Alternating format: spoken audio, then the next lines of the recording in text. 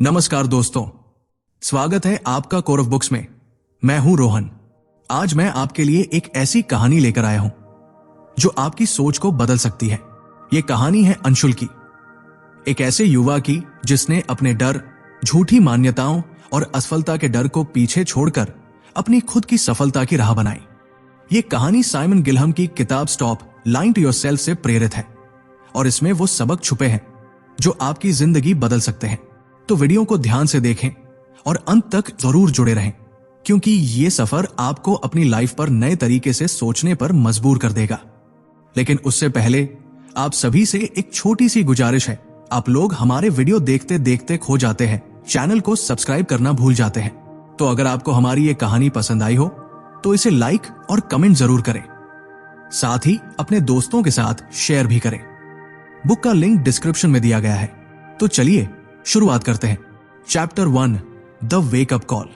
अंशुल 28 साल का software engineer बाहर से सक्सेसफुल दिखता था, लेकिन अंदर से वो कंप्लीटली लॉस्ट महसूस करता था। ऑफिस होम ऑफिस की लाइफ से उसका दम घुट रहा था। हर महीने सैलरी क्रेडिटेड का नोटिफिकेशन आता, लेकिन हैप्पीनेस कहीं मिसिंग थी। एक दिन अनएक्सपेक्टेडली उसे कॉलेज बेस्ट फ्रेंड समीर मिला। समीर की पर्सनैलिटी कंप्लीटली चेंज थी। वो पहले की तरह कंफ्यूज्ड और फ्रस्ट्रेटेड नहीं दिख रहा था, बल्कि कॉन्फिडेंट एंड हैप्पी लग रहा था। ब्रो, तू इतना बदल कैसे गया? अंशुल ने क्यूरियोसिटी से पूछा। समीर हंसा। Because I stopped lying to my सेल्फ। मतलब? समीर ने कहा, हम सब एक्सक्यूजेस बनाते हैं, प्रॉब्लम्स को इग्नोर करते हैं और खुद को दिलासा देते हैं कि सब ठीक है। लेकिन जब तक हम खुद को सच नहीं बताएंगे, तब तक कुछ भी चेंज नहीं होगा। You are always one decision away from a totally different life. ये बात अंशुल के दिमाग में स्टक हो गई। क्या वो भी खुद से झूठ बोल रहा था? क्या वो भी रियलिटी से भाग रहा था? उस रात पहली बार उसने खुद से ऑनेस्ट कॉन्वर्सेशन की। Am I really happy? Am I doing what I truly love? Am I making excuses and avoiding reality? जवाब उसने खुद को दिए, लेकिन वो हर्ष रियलिटी थे। It's time for a change, उसने खुद से कहा। Chapter 2, facing the truth. रात के 2 बजे थे। अंशुल अपने कमरे में अकेला बैठा था। लैपटॉप स्क्रीन पर एक अधूरा ईमेल खुला था, रेजिग्नेशन लेटर, लेकिन वो सेंड बटन पर क्लिक नहीं कर पा रहा था। उसे अपना 5 साल का कॉर्पोरेट लाइफ फ्लैशबैक में दिखने लगा। लेट नाइट वर्क, लेकिन क्रेडिट किसी और को मिलता था। प्रमोशन का सपना, लेकिन हर बार पॉलिटिक्स की वजह से रिजेक्ट हो जाता था। वीकेंड प्लान्स, लेकिन बॉस का अचानक कॉल और पूरा प्लान कैंसिल। अचानक उसे समीर की बात याद आई। The first step to change is accepting when you are lying to yourself. क्या मैं खुद से झूठ बोल रहा हूं? उसने अपने अंदर झांक कर देखा। हाँ, वो खुद से कहता था कि ये जॉब उसे पसंद है, लेकिन सच तो ये था कि उसे ये सिर्फ सैलरी और सिक्योरिटी के लिए करनी पड़ रही थी। But if I leave, then what? No backup plan, no idea what to do next, उसने सोचा। तभी उसने अपने डेस्क पर पड़ी एक ओल्ड नोटबुक देखी। उसने वो कॉलेज डेज में खरीदी थी, जब वो कंटेंट राइटिंग में इंटरेस्ट रखता था। उसने अपने कुछ आर्टिकल्स और स्टोरी आइडियाज उसमें लिखे थे। उसने धीरे से नोटबुक खोली और पहला पेज पढ़ा। One day I will write something that will inspire millions. उसका दिल जोर से धड़कने लगा। क्या मैं फिर से लिख सकता हूं? क्या मेरी राइटिंग से मैं अपना करियर बना सकता हूं? तभी फोन बजा। Mom calling. हेलो बेटा, सब ठीक है ना? हाँ मां, बस थोड़ा सा कंफ्यूज्ड हूं। बेटा, हमेशा याद रखना, सही समय कभी खुद नहीं आता, उसे बनाना पड़ता है। अंशुल के चेहरे पर एक हल्की सी मुस्कान आ गई।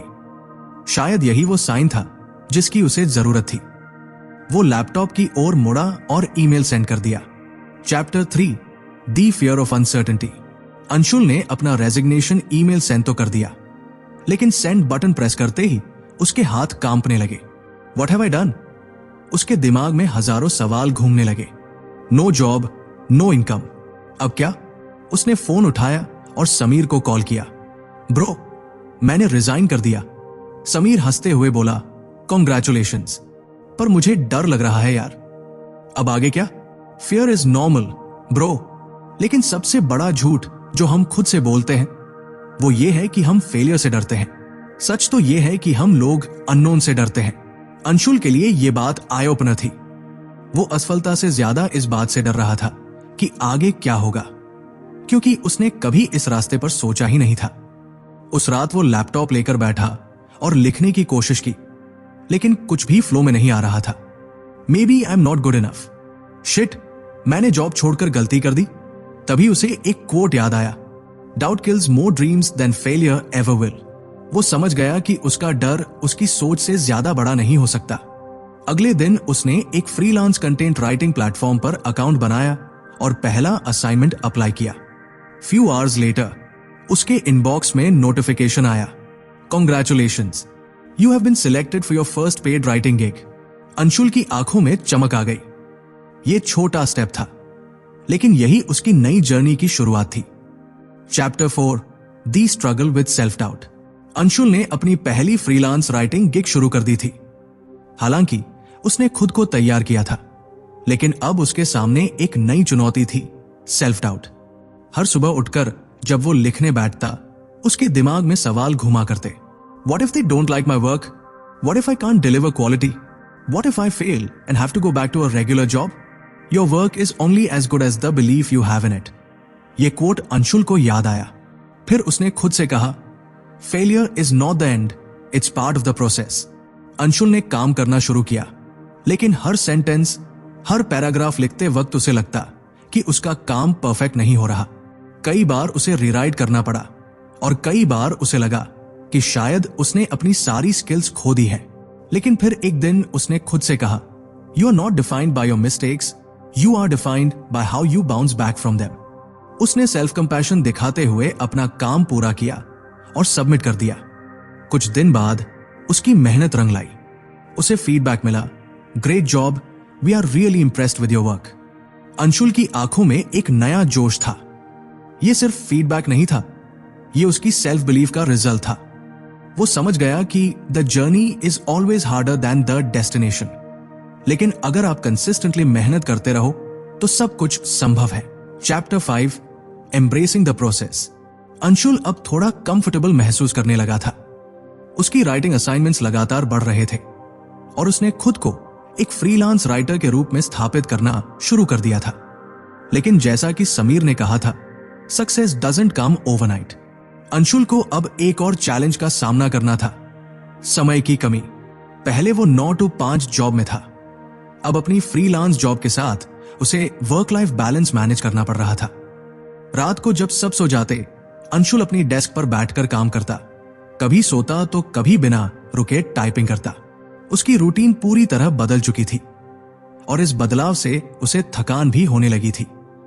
फिर एक दिन अंशुल ने एक कोट पढ़ा, success is the sum of small efforts repeated day in and day out. ये बात उसके दिमाग में गूंजने लगी।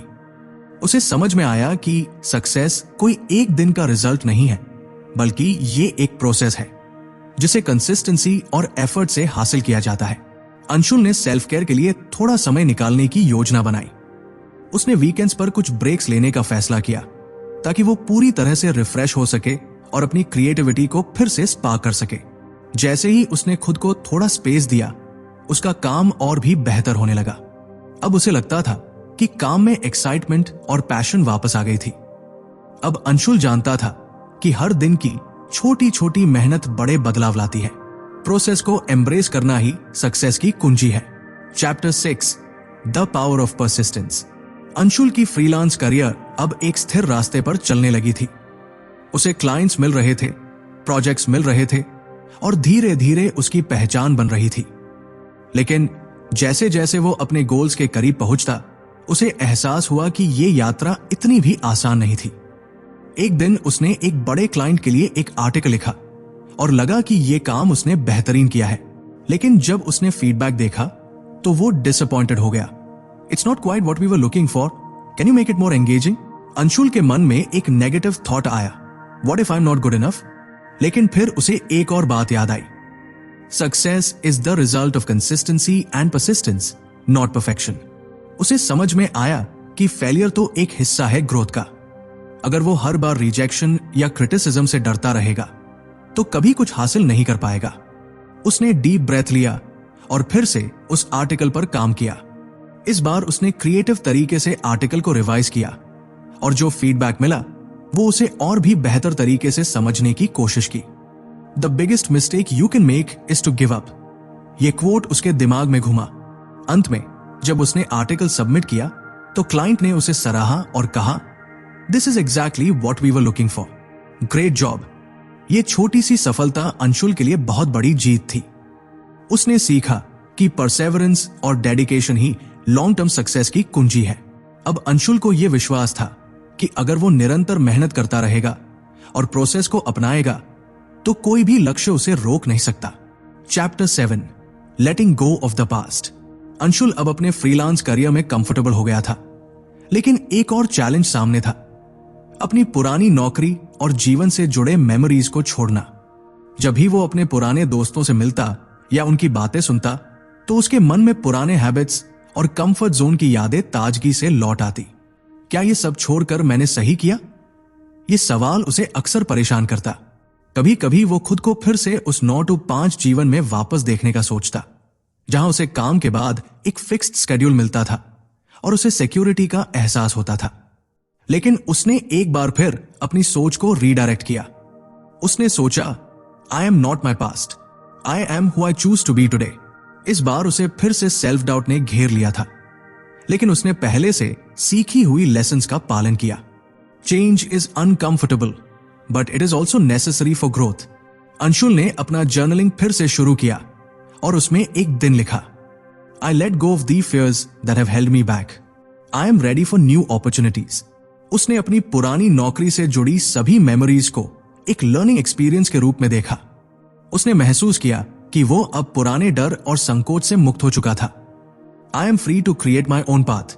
एक दिन जब समीर से मुलाकात हुई तो अंशुल ने कहा, I finally learned to let go of my past and move forward. Sameer हंसते हुए बोला, that's the key to true success my friend, the past has no power over you unless you let it. Anshul अब fully align था अपने नए रास्ते पर और वो समझ चुका था कि success is not a destination, it's a journey. Chapter 8, the journey continues. Anshul अब अपनी जर्नी में पूरी तरह से खो चुका था। उसने अपनी पुरानी नौकरी को पीछे छोड़ दिया था, लेकिन सक्सेस की ओर उसका सफर अभी भी जारी था। अब उसे विश्वास था कि सेल्फ बिलीफ और परसेवरेंस से कुछ भी संभव है।